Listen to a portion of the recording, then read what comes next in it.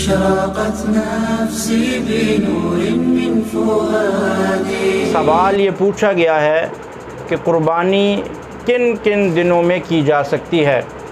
قربانی 10 ذو الحجہ کی فجر عید کی نماز پڑھ لینے کے بعد شہروں میں اور دیہاتوں میں صبح صادق طلوع ہو جانے کے بعد قربانی کا وقت شروع ہوتا ہے اور 12 ذو الحجہ کی شام تک یہ وقت باقی رہتا ہے۔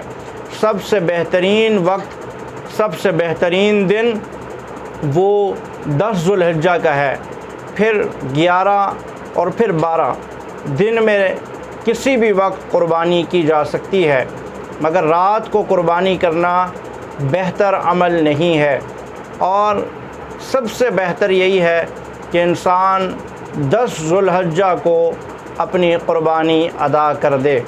اور شہروں کے اندر عید کی نماز ادا کرنے سے پہلے قربانی کرنا درست نہیں ہے۔ شامی فتاوی شامی میں یہ لکھا ہے کہ جس نے قربانی شہر کے اندر عید کی نماز ادا کرنے سے پہلے قربانی کر لی تو اس کی قربانی نہیں ہوگی، اس کو دوبارہ سے قربانی کرنا ضروری اور لازم ہوگا، اس کے ذمے باقی ہوگا۔